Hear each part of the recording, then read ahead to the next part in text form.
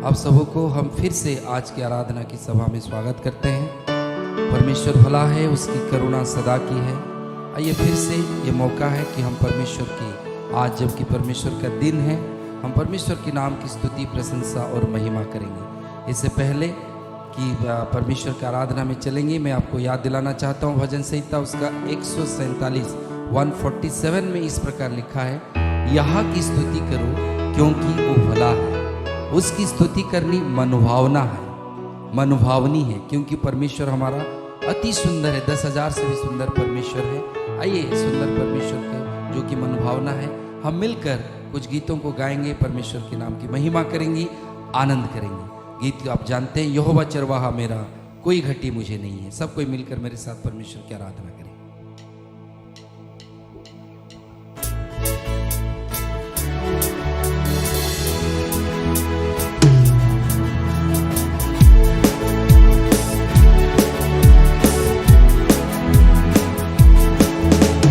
यहोवा चरवाहा मेरा, कोई घटी मुझे नहीं है। हरी चराइयों में मुझे स्नेह से चराता वो है। यहोवा चरवाहा मेरा, कोई घटी मुझे नहीं है। हरी चराइयों में मुझे स्नेह से चराता वो है। शत्रु के सामने मैं जो बिछाता है, प्रभु ने जो तैयार की, मन मेरा मगन है। शत्रु के सामने मैं जो बिछाता है, प्रभु ने जो तैयार की, मन मेरा मगन है। मिलकर कहें, यहोवा चरवाहा मेरा, कोई घटी मुझे नहीं है। हरी चराइयों में मुझे स्नेह से चराता वो है। आगे आइए इसको कहेंगे, प्रभु जी सिर पर वो तेल मला है, अभिषेक मुझे किया है। दिल मेरा भर गया है और मन मेरा मगन है। प्रभु जी हालेलुया। सिर पर वो तेल मला है, अभिषेक मुझे किया है। सिर पर वो तेल मला है, अभिषेक मुझे किया है। दिल मेरा भर गया है और उमड़ भी रहा है। एक बार और कहेंगे, सिर पर वो तेल मला है, अभिषेक मुझे किया है। दिल मेरा भर गया है और उमड़ भी रहा है। यहोवा चरवाहा मेरा, हाँ प्रभु जी, कोई घटी मुझे नहीं है। हरी चराइयों में मुझे स्नेह से चराता वो है। यहोवा यहोवा चरवाहा मेरा, कोई घटी मुझे नहीं है। हरी चराइयों में मुझे स्नेह से चराता वो है। उठो और गाओ सियोन के संतानों, क्योंकि प्रभु ने छुटकारा दिया। उठो और गाओ सियोन के संतानों, क्योंकि प्रभु ने छुटकारा दिया। उठो और गाओ सियोन के संतानों, क्योंकि प्रभु ने छुटकारा दिया। उठो और गाओ सियोन के संतानों, क्योंकि प्रभु ने छुटकारा दिया। दिलों को खोलो और आनंद मनाओ, दिलों को खोलो और आनंद मनाओ। दिलों को खोलो और आनंद मनाओ, क्योंकि राजा प्रभु है, क्योंकि राजा प्रभु है। यीशु ने हमें छुड़ाया है, पापों की जाल से, मृत्यु के बंधन से छुड़ाया है यीशु ने हम सबको। और कहे, प्रभु जी प्रभु, हालेलुया। यीशु ने हमें छुड़ाया है पापों की जाल से। यीशु ने हमें बचाया है शैतान की चाल से।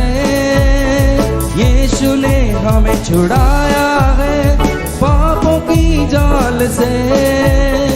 यीशु ने हमें बचाया है शैतान की चाल से। तो गाओ हालेलुया, तो गाओ हालेलुया, तो गाओ हालेलुया, तो गाओ हालेलुया। यीशु ने हमें छुड़ाया है पापों की जाल से, यीशु ने हमें बचाया है शैतान की जाल से।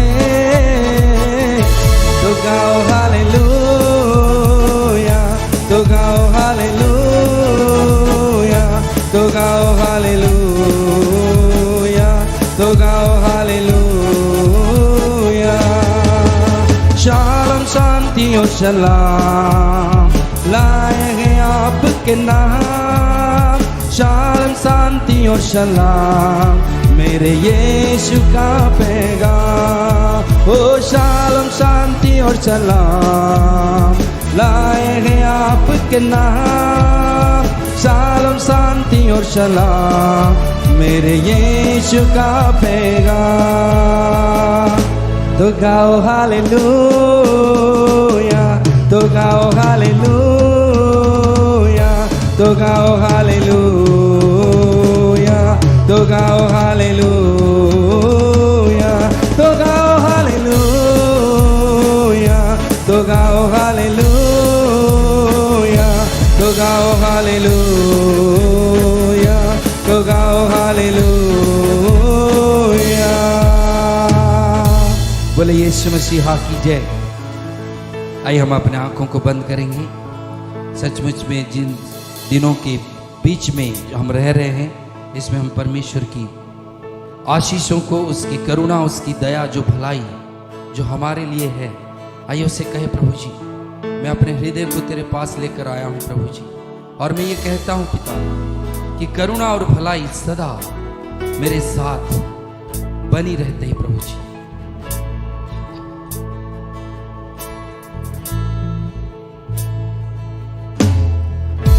यीशु मसीह भरोसा मेरा, तू ही सहारा है मेरा,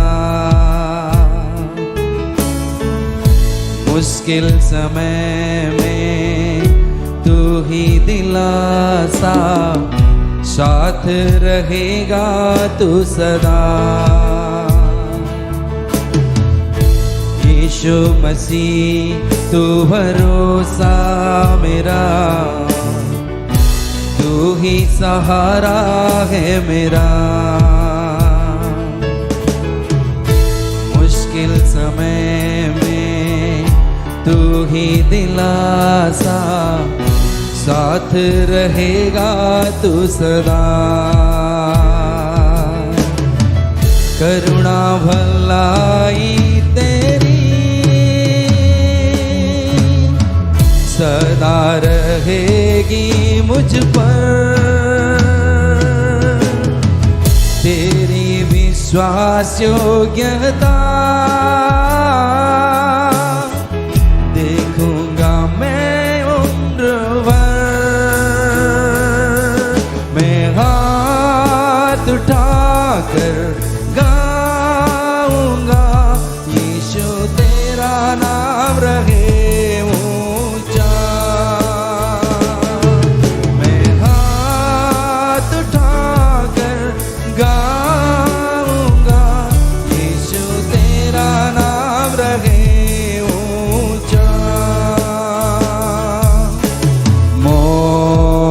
से है बचाया तूने, जीवन नया है दे दिया, नाम लेकर पुकारा मुझे, महिमा से मुझको भर दिया, मौत से है बचाया तूने, जीवन नया है दे दिया, नाम लेकर पुकारा मुझे, महिमा से मुझको भर दिया। प्रभु हाथों को उठा कर कहे करुणा भलाई तेरी सदा रहेगी मुझ पर, तेरी विश्वास योग्यता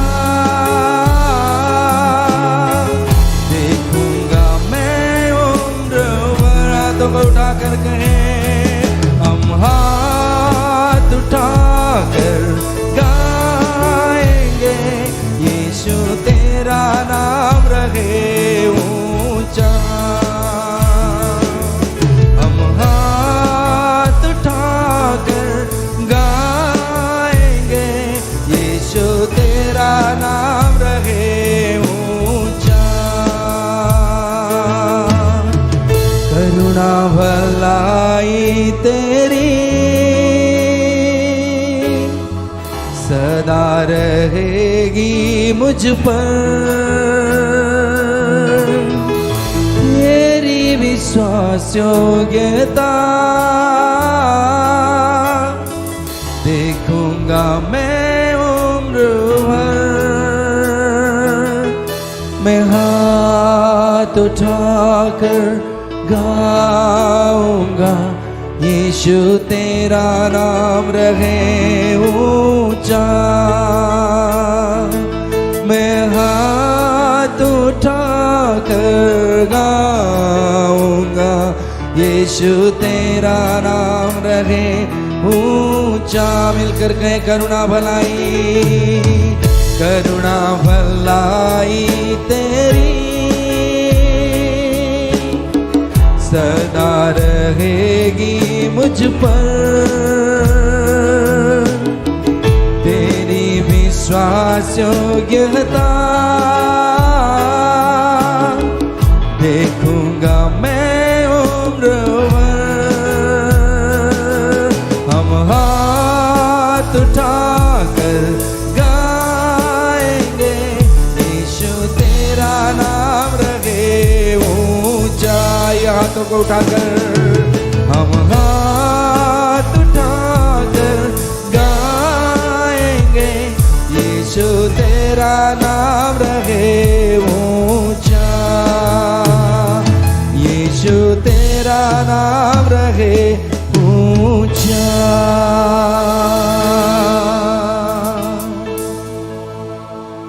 यीशु तेरा नाम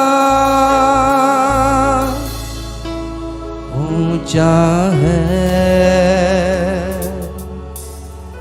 यीशु तेरा नाम ऊंचा है, यीशु तेरा नाम ऊंचा है, सबसे ऊंचा है।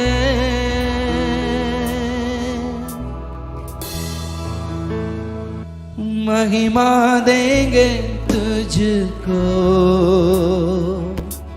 प्रभु, महिमा तुझको प्रभु। तेरा नाम महान और सबसे ऊंचा है प्रभु जी।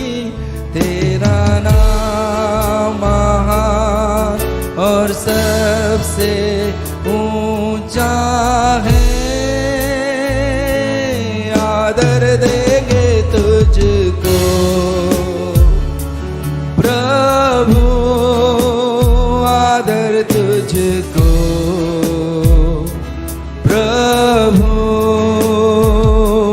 तेरा नाम महान और सबसे ऊंचा है। तेरा नाम महान और सबसे ऊंचा है। एक बार और, तेरा नाम महान और सबसे ऊंचा है। प्रभु हम आपका धन्यवाद करते हैं आपकी हुजूरी के लिए। सारी आदर महिमा जलाल खुदावन हम आपको देते हैं यीशु मसीह के नाम से। परमेश्वर आप सबको आशीष। मेरे प्रियो, फिर से एक बार आप सबों के सामने मुखातिब होकर के बहुत खुशी हो रही है कि मैं आप सबकी सेवा आज परमेश्वर के वचन के द्वारा कर सकूं। और ये मेरे लिए बड़ी सौभाग्य है कि आप सबों की मैं सेवा करूं परमेश्वर की ओर से, उसके वचनों के द्वारा। और मैं विश्वास करता हूं कि आज आप बहुत आशीषित होने जा रहे हैं। कई बार आप भी इन हिस्सों को पढ़े होंगे जिसमें से मैं प्रचार करने जा रहा हूं। और कई बार कई प्रश्न हमारे पास होता है जिसका उत्तर नहीं मिलता है। मैं भी वर्षों से इन प्रश्नों का उत्तर ढूंढता रहा हूं और परमेश्वर अब उन बातों का खुलासा मेरे साथ किया है और मैं आज आप सबों को भी इस बात की समझ दे सकता हूं, इस बात का प्रकाशन दे सकता हूं।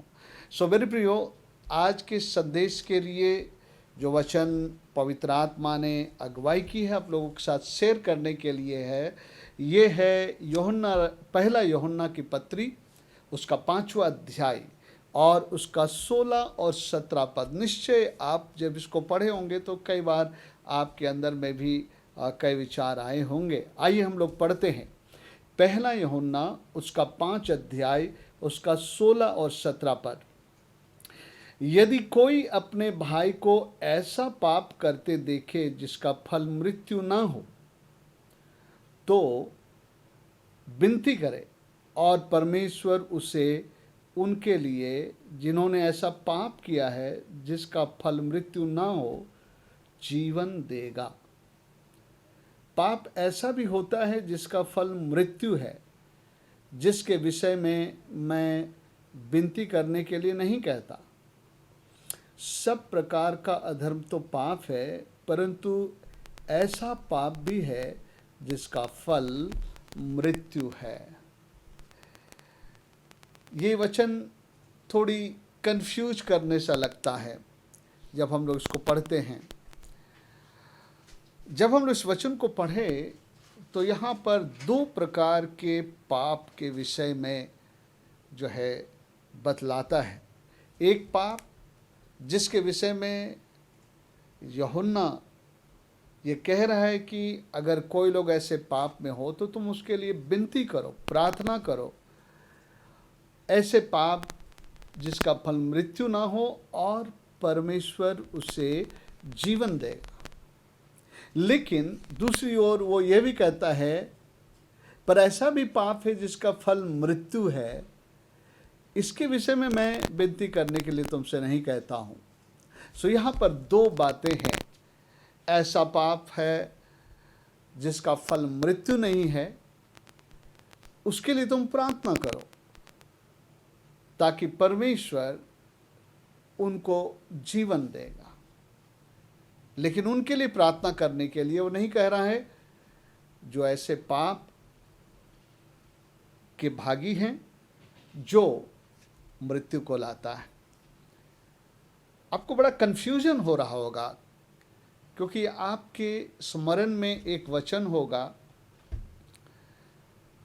जो आपने कई बार सुना है और वो वचन है रोमी 3 का 23 और 6 का 23, जिसमें लिखा है पाप की मजदूरी तो मृत्यु है ना। सबने पाप किया है, परमेश्वर की महिमा से रहित है, रोमी 3 का 23 और 6 का 23 कहता है पाप की मजदूरी तो मृत्यु है। फिर यूहन्ना ये क्यों कह रहा है कि ऐसे भी पाप हैं जिसका फल मृत्यु नहीं है? अभी तक तो मुझे यही पता था वचन के अनुसार कि सबने पाप किया है और पाप की मजदूरी मृत्यु है, यानी पाप का परिणाम मृत्यु है, अनंत मृत्यु है, परमेश्वर से अलगाव है। लेकिन यूहन्ना ये क्या कहना चाह रहे हैं? वो कह रहे हैं तुम ऐसे लोगों के लिए प्रार्थना करो जो ऐसे पाप करते हैं या जिनके जो ऐसे पाप है जिसका फल मृत्यु नहीं है, ताकि परमेश्वर उन्हें जीवन दे।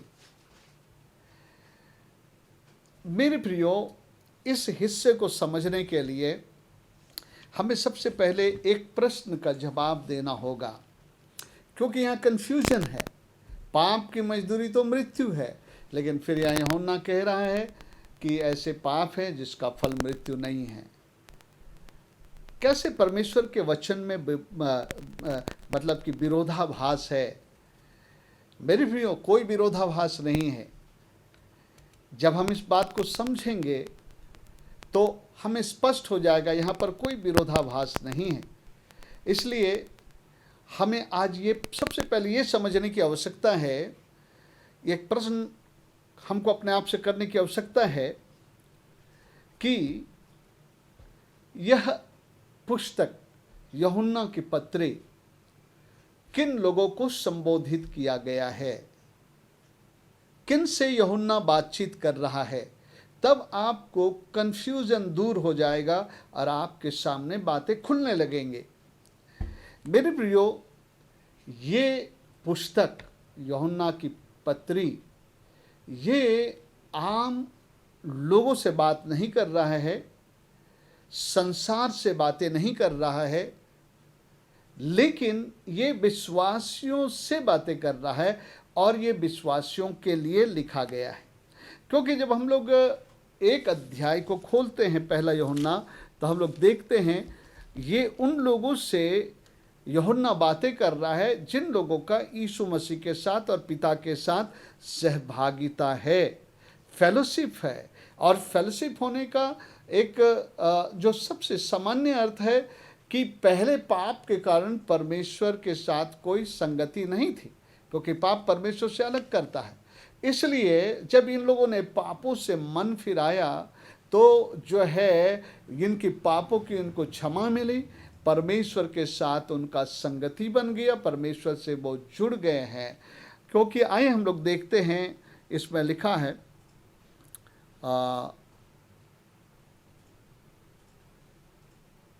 3 पद से, जो कुछ हमने देखा, यूहन्ना कह रहा है इन विश्वासियों से, जो कुछ हमने देखा और सुना है उसका समाचार तुम्हें भी देते हैं, इसलिए कि तुम भी हमारे साथ सहभागी हो। यूहन्ना का परमेश्वर के साथ सहभागिता था। आदम के द्वारा जो टूटी हुई सहभागिता थी, अब यूहन्ना का अपने प्रभु के साथ सहभागिता था। और सुसमाचार को सुन करके ये यूहन्ना के जो श्रोतागण थे वो लोग भी सहभागिता में आ चुके थे। क्योंकि लिखता है इसलिए कि तुम भी हमारे साथ सहभागी हो और हमारी यह सहभागिता पिता के साथ और उसके पुत्र यीशु मसीह के साथ है। यानी कि ये पत्री या इस पत्री के जो है प्राप्त करने वाले या श्रोतागण जो हैं, ये परमेश्वर से जुड़े हुए लोग, परमेश्वर की सहभागिता करने वाले लोग हैं। और इनका आरंभिक तौर से जो आदम के द्वारा पाप आई और पाप के द्वारा मृत्यु आई, पहला यूहन्ना 5:12 कहता है एक मनुष्य के द्वारा पाप जगत में आया और पाप के द्वारा मृत्यु आई और मृत्यु ने सारे मानव जाति पर राज किया। एक एक पर मृत्यु ने राज किया है। आज जब जितने लोग पैदा हो रहे हैं वो भी उस मृत्यु की दशा में होकर पैदा हो रहे हैं। सो यूहन्ना खुद उस मृत्यु की दशा से जो है वो निकल करके परमेश्वर के साथ उसकी सहभागिता हो गई है। और वो कह रहा है ये विश्वासी लोग भी जिनसे वो बातें कर रहा है, ये भी जो है उस मृत्यु की दशा से बाहर निकल करके जो परमेश्वर के साथ इनकी सहभागिता हो गई है। यानी कि ये पत्री जो है आम दुनिया के लोगों को नहीं लिखा जा रहा है जहाँ हर किस्म के लोग हैं, लेकिन ये जो है ये विश्वासियों को कह रहा है। पत्रियाँ, सारी पत्रियाँ ये विश्वासियों के लिए लिखा गया था, अलग अलग जगहों के। सो आइए इसके संबंध में हम वचन पढ़ते। 2 वचन तो मैंने कहा है, रोमी 3:23, रोमी 6:23। सबने पाप किया, प्रभु के महिमा से रहित है। और हमने ये भी देखा कि पाप की मजदूरी मृत्यु है। लेकिन मेरे प्रियो, जब एक व्यक्ति यीशु मसीह पर विश्वास करता है और सुसमाचार को ग्रहण करता है, तो उनके विषय में बाइबल बताती है कि वो मृत्यु से पार होकर के जीवन में प्रवेश कर गए। जो लोग यीशु को ग्रहण नहीं किए हैं, यीशु के सुसमाचार पर विश्वास नहीं किए हैं, वो अपने पाप के मरी हुए दशा में है। वो आदम के द्वारा जो मृत्यु आई उस दशा में है। लेकिन जिन्होंने सुसमाचार पर विश्वास कर लिया, यीशु पर विश्वास कर लिया, प्रायश्चित के कार्य पर विश्वास कर लिया, बाइबल बताती है कि वो मृत्यु से पार होकर के जीवन में प्रवेश कर कर चुके हैं। आइए हम लोग पढ़ते हैं यूहन्ना रचित सुसमाचार और उसका 5 का 24 पद में इस प्रकार से लिखा है। यूहन्ना रचित सुसमाचार 5वां अध्याय और उसका 24 पद में लिखा है। यीशु मसीह कह रहे हैं, सुनिए, यीशु मसीह कह रहे हैं 24 पद में यूहन्ना 5 के, मैं तुमसे सच सच कहता हूँ, जो मेरा वचन सुनकर मेरे भेजने वाले पर विश्वास करता है, अनंत जीवन उसका है। मतलब उनकी आत्मा में अब अनंत जीवन आ गया है और उस पर दंड की आज्ञा नहीं होती, परंतु वह मृत्यु से पार होकर जीवन में प्रवेश कर चुका है। जिन लोगों ने यीशु पर विश्वास किया है, उसके प्रायश्चित के कार्य पर विश्वास किया है, आदम के कारण जो उनके आत्मा में पाप की दशा थी, क्योंकि हम लोग इफिसियों में पिछले दिन पढ़ा था, तुम जो अपने पाप और अपराधों में मरे हुए थे, और लेकिन जब एक व्यक्ति यीशु मसीह को ग्रहण कर लेता है, प्रभु के वचन में लिखा है, वो मृत्यु से पार हो करके जीवन में प्रवेश कर जाता है। यानी विश्वासी लोग जिनकी सहभागिता प्रभु के साथ है, अब वो लोग मृत्यु में से पार हो करके जीवन में प्रवेश कर गए। इसी को अगर हम लोग देखेंगे पहला यूहन्ना के पत्री में भी, तो वहाँ पर भी जो है पहला यूहन्ना उसके 5 के 14 पद में जो है यूहन्ना कहता है 5 के 14 पद में, 5 का 14 नहीं, 3 का 14 पद में, उसमें ऐसा लिखा है, हम जानते हैं कि हम मृत्यु से पार होकर जीवन में पहुंचे हैं। उस झुंड से वो बात कर रहा है, जो लोग आदम के उस द्वारा आए हुए पाप के द्वारा मृत्यु जो थी उस दशा से निकल करके जीवन में प्रवेश कर गए हैं। यहाँ तक मैं विश्वास करता हूँ आपको समझ में आया। अभी मैं एक स्टेटमेंट देना चाहता हूँ, एक कथन है जिसको मैंने अपने नोट्स में इन्वर्टेड कोमा के अंदर में रखा है, और वो क्या है, बड़े अक्षरों में लिखा है मैंने, विश्वासी लोग मृतक दशा में नहीं हैं। Believers are not in a spiritual death condition. Okay, so इस बात को ध्यान रखें। ये पत्री विश्वासियों को लिखी गई है जिनका परमेश्वर के साथ सहभागिता है, वो मृत्यु से पार होकर के जीवन में प्रवेश कर गए हैं और अब वो मृतक दशा में नहीं है। हर विश्वासी जो यीशु को ग्रहण किया है, अब जो है पाप की द्वारा आई मृतक दशा उसमें नहीं है। लेकिन इसके साथ एक शब्द मैं जोड़ना चाहता हूं, क्योंकि मुझे उन वचनों को आपके लिए खोलना है, और वो क्या है, विश्वासी लोग मृतक दशा में नहीं हैं, परंतु वो सिद्ध भी नहीं हैं। बाइबल कभी नहीं बताता है कि एक व्यक्ति जो यीशु मसीह को ग्रहण कर लिया है वो सिद्ध हो गया है और उससे पाप नहीं हो सकता है। उससे पाप नहीं हो सकता, ऐसा बाइबल में नहीं लिखा है।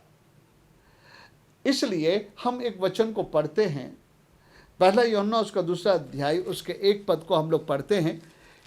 यहाँ लिखा है, हे मेरे बालकों, चिल्ड्रन अंग्रेजी में लिखा है, मैं ये बातें तुमसे इसलिए लिखता हूँ कि तुम पाप ना करो। ये चिल्ड्रन, ये बालकों, ये कौन है, परमेश्वर के संतान है। हे मेरे बालकों, तुम पाप ना करो, और यदि कोई पाप करे तो पिता के पास एक सहायक है, अर्थात धर्मी यीशु मसीह, और वही हमारे पापों का प्रायश्चित है, केवल हमारे ही नहीं वरन सारे जगत के पापों का। यहाँ पर 2 है, एक तो है यीशु मसीह हमारा प्रायश्चित है, जो पापों का क्षमा करने वाला, हम जो उद्धार पाए हुए हैं, और उन लोगों का भी, सारे जगत का भी, जो लोग आएंगे यीशु मसीह के द्वारा परमेश्वर के पास, उनका क्षमा होगा। तो यहाँ पर देखिए, जो भी की बाइबल हमने एक स्टेटमेंट कहा कि जो लोग विश्वासी हैं वो मृतक दशा में नहीं है, लेकिन मैं ये बात कहा उसके साथ, परंतु वो सिद्ध भी नहीं है।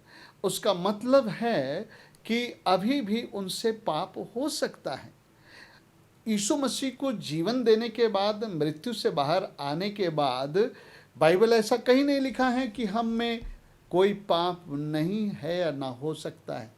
मेरे प्रियो, इस पाप पर हमको जय पाना है। उद्धार पाने के बाद भी पाप हमारे जीवन से जुड़ी रहती है, परीक्षाएं हमारे जीवन से जुड़ी रहती है। हमारे कमज़ोर के दशा में बहुत कुछ हमसे हो सकता है, क्योंकि बाइबल में लिखा है, यहाँ पर इस वचन को भी हम लोग पढ़ लेते हैं 9 पद में, 8 पद में, यदि हम कहे कि हम में कुछ भी पाप नहीं तो अपने आप को धोखा देते हैं और हम में सत्य नहीं, मतलब ये विश्वासियों के लिए कह रहा है। कोई विश्वासी क्या ऐसा कह सकता है कि मुझ में कोई पाप नहीं है?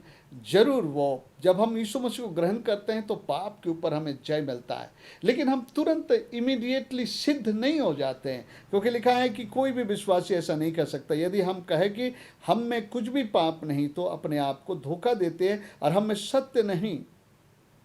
फिर तब 9 पद में कहता है, यदि हम अपने पापों को मान ले तो हमारे सारे पापों को क्षमा करने और सब अधर्म से शुद्ध करने में विश्वास योग्य धर्मी है। यदि हम कहें कि हमने पाप नहीं किया तो उसे झूठा ठहराते हैं, उसका वचन हम में नहीं है। मेरे प्रियो, इस वचन से हमको इस बात का एहसास होता है कि यीशु मसीह पे जीवन देने के बाद भी हमसे गलतियां और पाप हो सकते हैं, और इसलिए परमेश्वर ने जो है उनकी मृत्यु ना हो, इसलिए उसने उनके लिए पाप क्षमा को रखा है। हे मेरे बालकों, तुम पाप ना करो। लेकिन अगर तुम में कोई पाप कर लेता है तो हमारा एक प्रायश्चित है, यानी यीशु मसीह, उसके पास जाओ कि तुम्हें वो पापों से जो है तुमको क्षमा दे और जो है उस पाप का परिणाम मृत्यु ना हो। मेरे प्रियो, एक पापी जो उद्धार नहीं पाया है, उसका एक एक पाप उसे मृत्यु के लिए तैयार कर रहा है। मेरी बात को ध्यान से सुनिए। एक पापी जो परमेश्वर के सहभागिता में नहीं आया है, यीशु को ग्रहण नहीं किया है, आदम के ही पाप के दशा में है, मृत्यु में है, तो अपने जीवन में जितने पाप अभी जोड़ रहा है वो सब कुछ जो है उसके लिए मृत्यु को उत्पन्न करने जा रही है। हमने पिछले दिनों में देखा था याकूब उसके 1 अध्याय में कि जब किसी की परीक्षा होता है तो ये ना कहे कि परमेश्वर की ओर से परीक्षा हो रहा है, लेकिन हर व्यक्ति अपने ही लालसा के अनुसार वो परीक्षा में पढ़ता है और फिर वो लालसा में पढ़ता है, परीक्षा में पढ़ता है, फिर वो उसके अंदर गर्भवती होता है और वो पाप को जन्म देता है और पाप के द्वारा मृत्यु आती है उनके जीवन में। एक उद्धार नहीं पाया हुआ व्यक्ति जो आदम में है, सहभागिता प्रभु के साथ नहीं है, आज वो छोटा से छोटा भी पाप करे, क्योंकि बाइबल में लिखा पाप की मजदूरी मृत्यु है, तो उसके जीवन में वो छोटी सी मृत्यु भी उसके उस मृत्यु की ओर उसको ले जा रहा है, वो मृत्यु को कमाता जा रहा है। लेकिन विश्वासियों के मामले में ऐसी दशा नहीं है। विश्वासियों के लिए जो है वो दशा नहीं है। अब मेरे इस बात पर ध्यान दे, विश्वासी लोग मृतक दशा में नहीं है, परंतु सिद्ध भी नहीं है। उसका मतलब अब तक वो सिद्ध नहीं हुआ। जब तक हम पृथ्वी में हैं मेरे प्रियो, हम सिद्ध नहीं हो, क्योंकि बाइबल में लिखा है जब हम उसको देखेंगे तो उसके समान से। लेकिन इस दरमियान में विश्वासियों को सिद्धता की ओर बढ़ना है, पाप पर जय पाना है, हर ऐसे बातों से अपने जीवन में अलग होते जाना है, क्योंकि हमसे कहते हैं बालकों तुम पाप ना करो। इसका मतलब क्या हुआ? परंतु वो सिद्ध नहीं है। उसका मतलब है कि खास करके उद्धार पाने के आरंभिक दिनों में जब वह मजबूत नहीं है, उसके अंदर में जब वो कमजोरियां हैं बहुत सारे क्षेत्रों में, तो जब भी कि वो पाप नहीं करना चाहता है, लेकिन उन कमजोरियों के कारण उन पापों का इनकार नहीं कर पाता। कई बार उन पापों में गिर जाता है, तुरंत उसे बड़ी मतलब कि बहुत ही कायलता आती है, प्रभु से गिड़गिड़ाता है, क्षमा मांगता है, वो पाप करना नहीं चाहता है। लेकिन अभी वो इतना मजबूत और बलवान नहीं है, परमेश्वर के वचनों को सुनने के द्वारा, प्रार्थना के द्वारा वो सीखा नहीं है बलवंत होने के लिए। लेकिन उसके मन में पाप करने की इच्छा नहीं है, वो नहीं चाहता है, लेकिन फिर भी कमजोरी की दशा में जो है उससे पाप होती है। वो कहता है, एक बार पाप करता है, प्रभु क्षमा मांगता है, प्रभु मुझे क्षमा कर, मैं अगले बार नहीं करूंगा। लेकिन अभी वो उतना मजबूत नहीं हुआ, इसलिए फिर जो है वो आगे चल के फिर कभी वो पाप करता है और फिर उसको बड़ी अफसोस होती है। वो तौबा करता है, रोता है प्रभु के पास, और उसके अंदर से अगर देखा जाए तो वो पाप नहीं करना चाहता, लेकिन कमजोरी की वजह से और भूल से इस तरह से उससे पाप होती है। वो जानबूझ करके ढिठाई से पाप नहीं करता है। जैसे उदाहरण के लिए, जिस उदाहरण दे रहा हूं, वैसे तो बहुत पाप है जिसको कि हर इंसान को समझना होगा।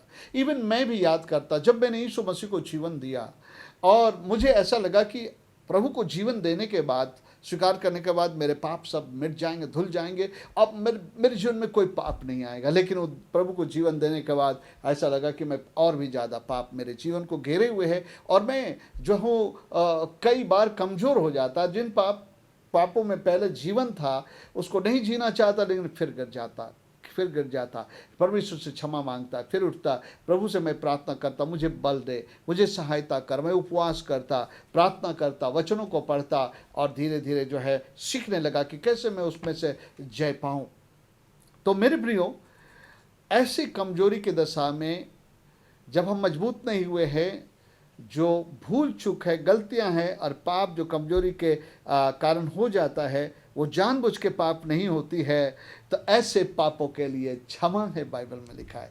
अभी हमने पढ़ा पहला यूहन्ना 1:9, यदि हम अपने पापों को मान लें तो हमें सारे पापों से क्षमा करने और सारे अधर्मों से शुद्ध करने में विश्वास योग्य और धर्मी है।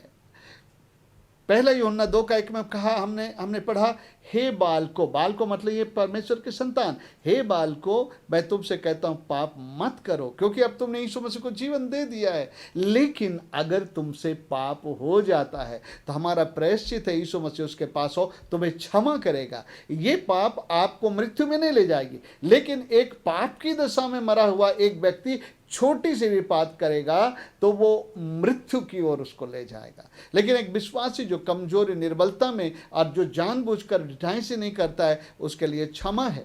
ऐसे ही लोगों के लिए बाइबल कहता है, जब आप देखते एक नया उद्धार पाया हुआ विश्वासी है, उसके जीवन में कुछ कमजोरों को आप देखते तो उसके लिए प्रार्थना करो। उदाहरण के लिए मैं कहता, मान लीजिए कि वो प्रभु में आया और पहले नशा वगैरह करता था। हम लोग जानते हैं मतवालापन पाप है और हम लोग उसको भी बताते हैं, और उन्होंने प्रभु को ग्रहण कर लिया। कुछ दिन उन्होंने शराब पीना छोड़ दिया, लेकिन अचानक एक दिन दोस्त मित्र मिले, फिर परीक्षा में पड़ गया, फिर थोड़ा सा पी लिया। उसके बाद जो है वो कभी कभी बीच में फिर पीने लगता है और एक्चुअली पीना नहीं चाहता है। वो चाहता नहीं कि वो नशा का पाप करे, लेकिन जो है कमज़ोर होने का कारण कई बार उसमें गिर जा रहा है। लेकिन फिर वो गिड़गिड़ाता है, प्रभु क्षमा मांगता है, फिर अपने पास्टर के पास जाता है, कहता है कि पास्टर मुझसे फिर ऐसा हो गया, मेरे लिए प्रार्थना करिए। ये क्या चीज़ को दर्शाता है? वो नहीं चाहता है, लेकिन अभी कमज़ोर है, निर्बल है, बलवान नहीं हुआ है, इसलिए जो है वो अपने पापों में गिर रहा है। तो प्रभु कहता है ऐसे लोगों के लिए तुम प्रार्थना करो। अभी जो हम लोग ने पहला यूहन्ना में पढ़ा था, उसका अर्थ ये है। ऐसा नहीं कि कुछ ऐसे पाप है जिसका फल मृत्यु नहीं, इसलिए उन पापों को हम लोग शायद कर सकते नहीं। ऐसे कमजोरी में किए गए पाप जो बलवान नहीं होने के कारण या भूल से हो जाने वाले पापों के लिए यूहन्ना हमको उत्साहित कर रहा है कि तू यदि अपने भाई को, देखिए सुनिए, यहाँ भाई बोला है, यहाँ पापी संसार नहीं। भाई कौन है? मसीह में प्रभु में भाई कौन है? जो प्रभु के घराने के उद्धार पायन है। यदि कोई अपने भाई को ऐसा पाप करते देखे जिसका फल मृत्यु ना हो, देखिए विश्वासी लोग से जो गलती होती है उसका फल मृत्यु नहीं है, तो बोलता है उसके तो विनती करो और परमेश्वर उसे उनके लिए जिन्होंने ऐसा पाप किया जिनका फल मृत्यु ना हो जीवन देगा। तो किसी क्षेत्र में, जिन क्षेत्रों में वो कमज़ोर हैं, शायद उन क्षेत्रों में वो कुछ गलतियां पाप करे, और आप जो प्रभु में परिपक्व हैं, आपको समझ में आता है कि वो लोग कुछ पापों में है, कमजोरियों में है, तो आपको क्या कहता है? आप प्रार्थना करें कि प्रभु मेरे इस भाई को, मेरी इस बहन को बल दे, सामर्थ दे, शक्ति दे कि प्रभु ये लोग जो है इसके ऊपर जय पाए। तो लिखा है जब आप विनती करेंगे ना, तो क्या लिखा है? जिन्होंने ऐसा पाप किया जिनका फल मृत्यु ना हो जीवन देगा। परमेश्वर जीवन देगा। यहाँ पर जीवन का मतलब है उसको बल देगा, उसको सामर्थ्य देगा इससे उभरने के लिए। परिपक्व और जो वरिष्ठ विश्वासी, उनका काम है ऐसे लोगों के लिए प्रार्थना करें कि परमेश्वर उसे जीवन देगा। यहाँ पर ऐसा नहीं कि उसके अंदर मृत्यु आ गई है, उसको एक ताकत देगा, उसको एक बल देगा, उसको एक कंफर्ट देगा, है ना। जब एक पापी पाप करता है तो बहुत बेचैन अशांत रहता है, लेकिन जब कोई उनके लिए प्रार्थना करता है, वो लोग कायल होते हैं, पश्चाताप करते हैं, तो परमेश्वर ना केवल उनको क्षमा करके उनको सांत्वना देता है, बल्कि परमेश्वर बोलता है आपके प्रार्थना करने के कारण उसको जीवन देगा, वो जीवन की सामर्थ्य देगा, जिससे वो उस पाप से उबर करके जो है वो अपने जीवन में सिद्धता की ओर बढ़ पाएगा। ये है मतलब वो पाप जो कमजोरी और भूल से जो है हो जा रही है, अभी अब परिपक्व नहीं हुए, ऐसे पापों के द्वारा आपको मृत्यु नहीं आएगी। हाँ, लेकिन मेरे प्रियो, मैं अभी आपको अगले स्टेटमेंट में ले चलता हूँ। ओके, तो जब एक व्यक्ति ऐसे पापों से क्षमा मांगता है तो उसे बड़ा सांत्वना भी मिलता है, कंफर्ट भी मिलता है, परमेश्वर उनको क्षमा कर देता है और उसको बहुत अच्छा लगता है, क्योंकि उस पाप के कारण वो बड़ा दुखी रह रहा था। प्रभु का सांत्वना मिलता है। ऐसे ही लोगों के लिए हमको प्रार्थना करने के लिए कहा है। ओके, तो हम ये कह सकते हैं, ध्यान से सुनिएगा, तो हम कह सकते हैं कि जिन पापों के लिए हम वास्तविकता में मन फिराकर अपनी आत्मा में क्षमा और परमेश्वर के स्वीकार किए जाने का एहसास कर सकते हैं, ऐसे पाप मृत्यु के लिए नहीं हैं। मैं एक बार और दोहराऊंगा मेरे स्टेटमेंट को। तो हम कह सकते हैं कि जिन पापों के लिए हम वास्तविकता में जेन्युइनली मन फिराकर अपने पापों से अपनी आत्मा में क्षमा और परमेश्वर के स्वीकार किए जाने का एहसास कर सकते हैं, ऐसे पाप मृत्यु के लिए नहीं है। यानी कि जब आपने पाप किया, आप बेचैन थे, प्रभु क्षमा मांगे और प्रभु ने सांत्वना दी, अब आपको तसल्ली हुआ, प्रभु अपने वचन के अनुसार क्षमा कर दिया है, तो जो है ये मृत्यु के लिए नहीं है। परंतु अगले स्टेटमेंट को आप ध्यान दीजिए, परंतु इसके उल्टे अगर आप पवित्र आत्मा के द्वारा लगातार बातें किए जाने के बाद भी अपने मनों को कठोर करके, ढिठाई से, जानबूझ करके आप पाप में जीवन बिताते रहेंगे और परमेश्वर की नहीं सुनेंगे, परमेश्वर के अनुग्रह को अपने जीवन में हमेशा ठुकराते रहेंगे, तो ऐसा समय आ सकता है कि आप मन फिरा नहीं पाएंगे। आपको कभी कभी लगेगा मैं जाऊं मन फिराऊं, लेकिन मन फिराएंगे, लेकिन आपको एहसास ही नहीं होगा मुझे क्षमा हुआ है या मेरे परमेश्वर ने मुझे कंफर्ट दिया, आपको नहीं लगेगा, बल्कि आप मन भी नहीं फिरा पाएंगे, है ना। मन फिराने के लिए आप नया नहीं हो पाएंगे। तो ये दशा है, जब एक व्यक्ति ऐसे दशा में पहुंच जाता है, तो ऐसे दशा में अगर कोई प्रार्थना भी करे तो उनके लिए परमेश्वर की ओर से कोई प्रार्थना सुनी नहीं जाएगी। उसका कहने का मतलब है, ऐसे ठीक पहले वाले जो क्षमा हो जाने वाले पाप है, जो जानबूझकर नहीं, कमजोरी की वजह से, भूल से हो रहा है, लेकिन वो एक्चुअली उसमें जीना नहीं चाहता है, उसका मतलब है जब भी होगा तो वो तुरंत प्रभु के पास उठ के जाएगा क्षमा मांगने के लिए। लेकिन जानबूझ के पाप करने वाले जान रहे कि ये पाप है, परमेश्वर के वचन में लिखा है, लेकिन उसका भोग विलास उनको अच्छा लगता है और पवित्र आत्मा की आवाज़ को ठुकराते रहते, उनका इनकार करते रहते हैं और वो एक ऐसी दशा में पहुंच जाते हैं जहां वो जो है उनको मन फिराने का भी जगह नहीं रहता। मैं एक वचन को पढ़ता हूँ, ऐसी दशा में इंसान पहुंच सकता है, और मैं अपनी ओर से नहीं कह रहा हूँ। आइए इब्रानी 12 अध्याय उसके 16 पद को पढ़े, तो एसाव ने परमेश्वर का जो है, परमेश्वर के द्वारा दिए गए जो है जन्म का अधिकार, जो परमेश्वर ने ब्लेसिंग दिया था, उसको उसने ठुकरा दिया। परमेश्वर कई बार हमको आशीष देता है, उद्धार देता है, और उसको जब हम ठुकरा देते हैं, उसमें जीना नहीं चाहते, उसमें हम चलना नहीं चाहते हैं, तो मेरे प्रियो, जब हम ऐसे कठोर हृदय में जीवन जीते हैं, तो ना करें कि हम ऐसे दशा में पहुंच जाए कि वहाँ से हमें परमेश्वर के पास फिर कर आने का रास्ता ना हो। ऐसा भी समय हो सकता है। आइए यहाँ पर देखिए 12 अध्याय, इब्रानी 12 अध्याय और उसका 16 पद को, ऐसा ना हो कि कोई जन व्यभिचारी या एसाव के समान अधर्मी हो, जिसने एक बार के भोजन के बदले अपने पहलौठे होने का पद बेच डाला। ये परमेश्वर का अपमान किया। परमेश्वर ने उसे पहलौठे का अधिकार दिया, लेकिन एक टाइम के भोजन के लिए उसने उसको बेच दिया। मेरे प्रियो, आज कितने बार लोग ऐसा करते हैं, एक टाइम के एक भोग विलास के लिए, पाप में एक अनुभूति है, एक भोग विलास है, कई बार उस भोग विलास के लिए लोग परमेश्वर की धार्मिकता, पवित्रता को बेच देते हैं,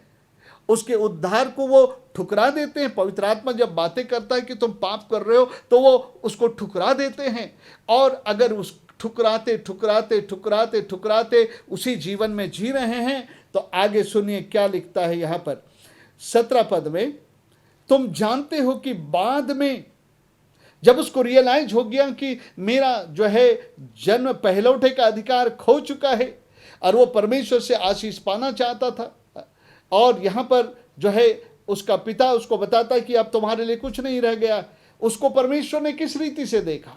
17 पद में लिखा है, तुम जानते हो कि बाद में जब उसने आशीष पानी चाहे तो अयोग्य गिना गया और आंसू बहा बहा कर खोजने पर भी मन फिराव का अवसर ना मिला। मेरे प्रियो, ये बहुत ही भयानक दशा है अगर एक इंसान यहां पहुंच जाता है। मैंने बताया था पिछले सप्ताह, पाप,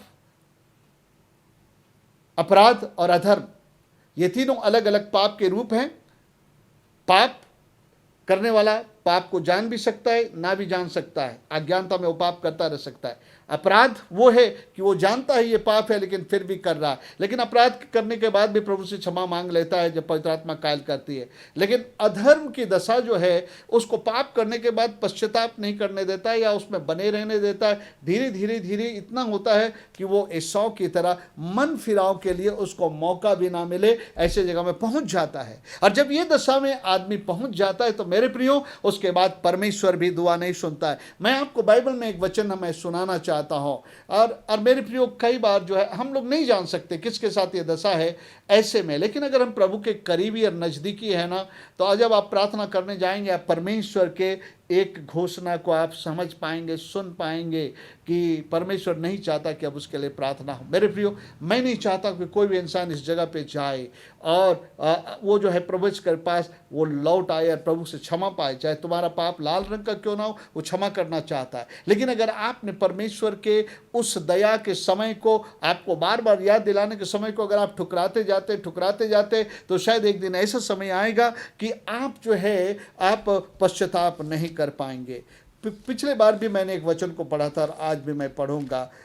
6 अध्याय, ओके, इब्रानी उसका 6 अध्याय सुनिए, 4 पद में लिखता है, क्योंकि जिन्होंने एक बार ज्योति पाई, यानी सहभागिता प्रभु के साथ पाया, और जो स्वर्गीय वरदान का स्वाद चख चुके हैं और पवित्र आत्मा के भागी हो गए हैं और परमेश्वर के उत्तम वचन का और आने वाले युग की सामर्थ का स्वाद चख चुके हैं, यदि वे भटक जाएं, यहां पर यदि वे भटक जाएं उसका मतलब है कि परमेश्वर को ठुकराते रहे, परमेश्वर को ठुकरा करके उन पापों में बिना मन फिराए जीवन जीते रहे, तो लिखा है कि यदि वे भटक जाएं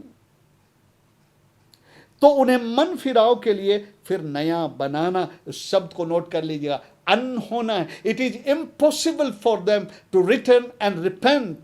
चाह के भी वो नहीं कर पाएंगे, because they have cross the limit. उस अधर्म के लिमिट को वो पार कर गए। अब वो चाह कर भी, ऐसा हो चाहा लेकिन वो मन नहीं फिरा पाया, मतलब उसके लिए मन फिराव के लिए रास्ता नहीं रहा। मेरे प्रियो, एक और वचन पढ़ देता हूं, इब्रानी 10 अध्याय और उसका 26 पद, शायद मैं ये भी पढ़ा था पिछले बार।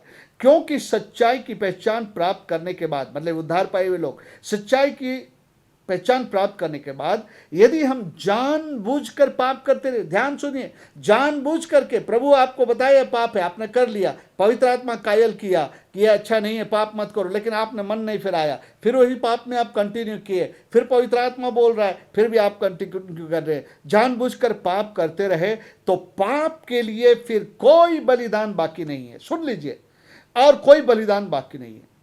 हाँ, दंड का एक भयानक बाढ़ जो होना और आग का ज्वलन बाकी है, जो विरोधियों को भस्म कर देगा। मेरे प्रियो, वचन बिल्कुल स्पष्ट है। ऐसे ही लोगों के लिए प्रार्थना करने के लिए नहीं बोला, उस वचन को हम लोग पढ़ेंगे, क्योंकि ऐसा भी पाप है जिसका फल मृत्यु है। मैं इसके विषय में विनती करने के लिए नहीं कहता। ओके, सुन लीजिए एक बार ध्यान से। यदि कोई अपने भाई को ऐसा पाप करते देखे, 16 पद, जिसका फल मृत्यु ना हो, तो विनती करे और परमेश्वर उसे उनके लिए जिन्होंने ऐसा पाप किया है जिसका फल मृत्यु ना हो, जीवन देगा। पाप ऐसा भी होता है जिसका फल मृत्यु है, इसके विषय में मैं विनती करने के लिए नहीं कहता। सब प्रकार का धर्म तो पाप है, परंतु ऐसा पाप भी है जिसका फल मृत्यु ने है। उद्धार पाए हुए लोगों के लिए भूल से, कमजोरी से, गलती के मृत्यु में नहीं ले जाएगा, लेकिन उद्धार नहीं पाए हुए लोगों को पाप जो उसमें ले जाएगा। लेकिन उद्धार पाए हुओं में से भी कुछ लोग जो लगातार लगातार लगातार जो है परमेश्वर को ठुकराते रहे हैं, पश्चाताप नहीं करते हैं, ठुकराते हैं, फिरते नहीं हैं, उनके लिए बाइबल बताती है अगर हम प्रार्थना भी करें तो परमेश्वर नहीं सुनेगा। एक एक वचन को सुनाकर मैं अंत करता हूँ। परमेश्वर इस्राएलियों के साथ व्यवहार करता था, लोगों को भेजता था वचन सुनाए, लेकिन इस्राएली लोग कभी परमेश्वर का वचन सुनने के लिए नहीं आते थे, परमेश्वर की बातों को नहीं सुनते थे, ठुकरा देते थे, मन को कठोर कर लिए थे। तो एक दिन परमेश्वर को बोलना पड़ा। यिर्मयाह एक वो भविष्यवक्ता था जो आंसुओं से भरा था, है ना, वीपिंग प्रॉफिट के नाम से जाना जाता था। वो मध्यस्थता करता था, लोगों के लिए रोता था, पश्चाताप करता था। एक दिन परमेश्वर उसको क्या बोला, परमेश्वर बोला ये लोगों ने सीमा पार कर दिया है। और परमेश्वर ने क्या बोला यिर्मयाह को, आइए हम लोग इस वचन को पढ़ के अंत करेंगे। यिर्मयाह उसका 11 अध्याय और उसका 8 और 14 पद को हम लोग पढ़ेंगे। यिर्मयाह और उसका 11 अध्याय और 8 और 14 पद को मैं पढ़ रहा हूँ, क्योंकि ऐसे भी पाप है जिसका फल मृत्यु है। ऐसों के लिए मैं विनती करने के लिए नहीं कहता हूँ मेरे प्रियो, शायद हम अनजाने में उनके लिए दुआ भी कर रहे हैं, लेकिन परमेश्वर नहीं सुनेगा, उनके लिए कुछ नहीं होगा, क्योंकि उन्होंने क्रॉस कर दिया, लिमिट क्रॉस कर दिया, परमेश्वर के कायल करने को इनकार करते रह गए। आइए 11 अध्याय का, आइए हम पहले पढ़ें 8 पद को, उसके बाद 14 पद को हम लोग पढ़ेंगे। लिखा है इस्राएली को दसा बार, परंतु उन्होंने ना सुनी ना मेरी बातों पर कान लगाया, किंतु अपने बुरे मन के हट पर चलते रहे। इसलिए मैं उनके विषय इस वाचा की सब बातों को पूर्ण किया है जिसके मानने की मैंने उन्हें आज्ञा दी थी। उन्होंने ना मानी, मन हट करके कठोर करके अपने पापों में चलते रहे हैं। आइए अब मैं 11 पद को पढ़ देता हूँ। और परमेश्वर यिर्मयाह से कह रहा है, एक रो रोकर प्रार्थना करने वाले भविष्यवक्ता से कह रहा है, इसलिए यहोवा यूं कहता है, देख मैं इन पर ऐसी विपत्ति डालने पर हूँ जिससे ये बच ना सकेंगे, और चाहे ये मेरी भी दुहाई दे। 14 पद को हम लोग पढ़ते हैं, इसलिए तू मेरी इस प्रजा के लिए प्रार्थना ना करना।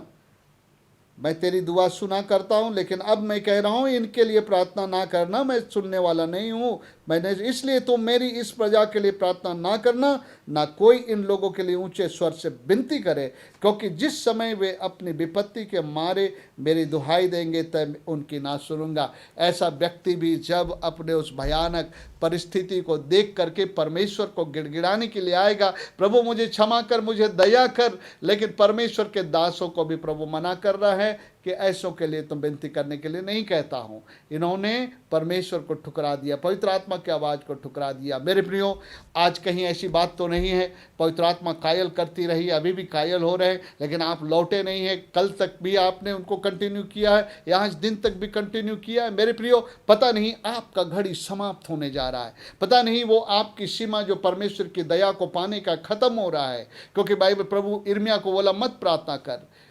नीति वचन 28 का 13 पद में लिखा है, जो अपने अपराध छुपा रखता है, यानी उसको नहीं मानता, उसको नहीं छोड़ता, कठोरता में जीता है, उसके काम सफल नहीं होंगे, लेकिन जो उन्हें मान लेता है, छोड़ देता है, उन पर दया की जाएगी। मेरे प्रियो, आपके सामने परमेश्वर का वचन बिल्कुल स्पष्ट है, बिल्कुल खुला है। अब आप अपने जीवन के बारे में जानें और सोचें कि आप अपने जीवन में पाप के प्रति क्या व्यवहार कर रहे हैं। परमेश्वर को आप ठुकराते जा रहे हैं, अनरिपेंटेंट हैं, क्षमा नहीं मांग रहे हैं, या तो जो है आप हर बार परमेश्वर के सामने क्षमा मांगते हुए चल रहे हैं और आप उस सिद्धता की ओर बढ़ रहे हैं।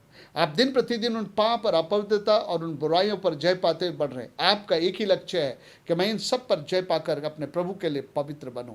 मेरे प्रियो, आइए पवित्र आत्मा आपसे जो कहता है उसी के अनुसार आप विचार करें। प्यारे पिता परमेश्वर, मैं धन्यवाद देता हूँ आपके वचन के लिए।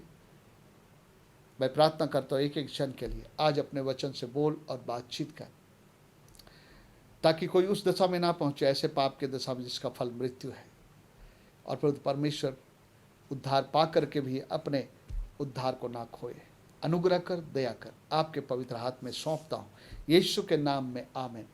अब हमारे परमेश्वर पिता का प्रेम, उसके पुत्र यीशु का अनुग्रह और पवित्र आत्मा की सहभागिता हम सबों के संग और साथ सदाकाल बनी रहे। आमीन। प्रभु आप सबको आशीष दे। फिर हम लोग मिलेंगे अगले सप्ताह। तब तक के लिए प्रभु हम सबों के साथ हो।